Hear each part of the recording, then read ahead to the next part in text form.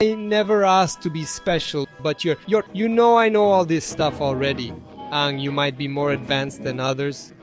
Skill, it's not for a kid, but it's not our place to choose who carries that burden. I'm Ang. Have you guys seen Appa? My flying bison, 6 legs, horns, brown arrows. If he's only 12 years old, we can't charge him that. Fire Lord Sozin plans to attack the Earth Kingdom. Katara said, I'm the next avatar. You've fallen into a storm. It started from zero. Water. We're gonna prove our worth, and we're gonna go back home to our families. I worry about airbenders. I worry about who's alive out there. The only one who has the potential to get in our way. It hasn't been revealed. That's why we're gonna have to kill them all. Guys, check it out. The patrols on the wall have 3-hour shifts. But apparently, you can't trust some people here to stay at their posts. Speak up, people. One of the most interesting challenges of Avatar, The Last Airbender, was transforming an animated series full of magic into one with real actors. The series that landed on Netflix required a huge effort from the visual effects team. They had to combine magical elements with reality to create this world that many people already loved before they even watched the series. This enormous work even had the team thinking about Game of Thrones. Comment below if you watched the animated series Legend of Aang and Legend of Korra, and then the Netflix adaptation, or just watch the Netflix adaptation. Let's talk. According to Jabbar Haizani, who is the head director of the visual effects team and also an executive producer on Avatar, and Marion Spades, who handles the visual effects, the first thing they did was dive into the original Nickelodeon animation. This was essential in order to create the effects for the live action. The goal was to make everything feel natural, as if it could actually happen in real life. In Jabbar's words, we did our best to make the folds look realistic and drew inspiration from many real images to make the magic elements look real. One of the challenges was to decide what the folds would look like. The control of elements like water, fire, earth, and air.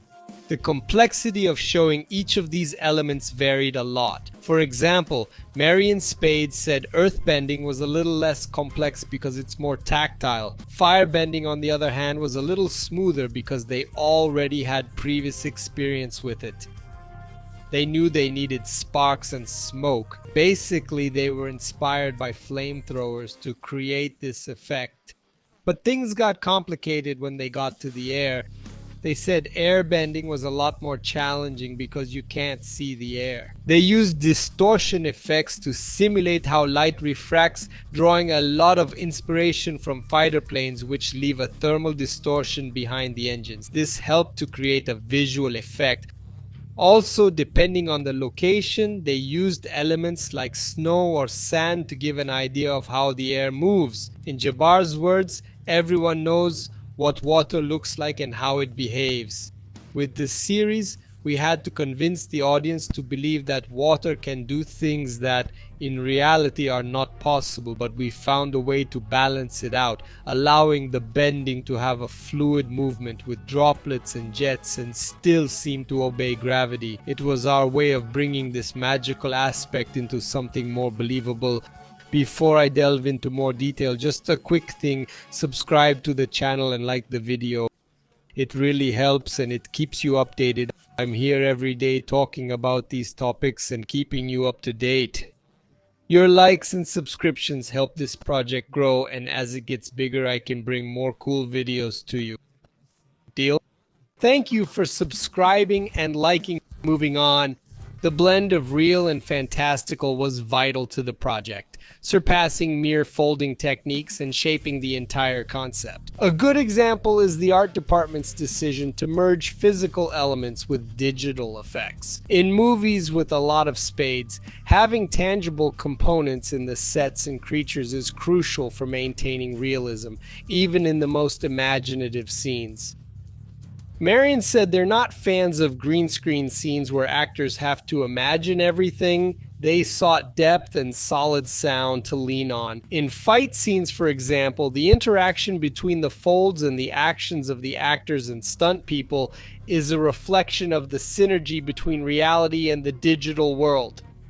They focused on acrobatic skills, which they had mastered. When something was too complex, they resorted to visual effects. The goal was to use as few digital effects as possible, saving them for when it's unfeasible or excessively risky. Barzani emphasized the importance of working with talented professionals from various fields, such as Jeffrey Arrow from War for the Planet of the Apes, Alex Kildowaski from Deadpool, and Alan Tang to create an immersive narrative. The effort to infuse a touch of reality had its challenges, especially when the creatures came into play. Essential elements in the series mythology, like the Appa flying bison and the Momo lemur, required extra effort from the technical team. In Raizani's words, the most important thing was capturing their essence, and that took a long time. With draw, sometimes it wasn't just about science, but about emotion. It's looking at them and thinking, that's Appa, making me feel like when I saw him in animation. Recreating the atmosphere of an already known story is not new for Jabbar Haizani.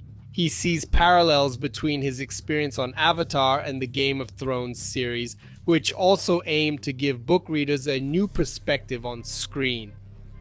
The task proved even more complex in the case of Avatar, which, unlike Game of Thrones, adapted an existing audiovisual work. This posed unique challenges that the HBO production team did not face.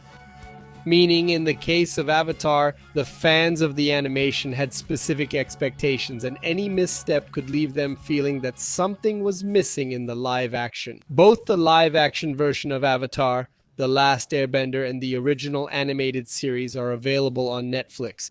Do you have any ideas, questions, or thoughts? Leave your comments.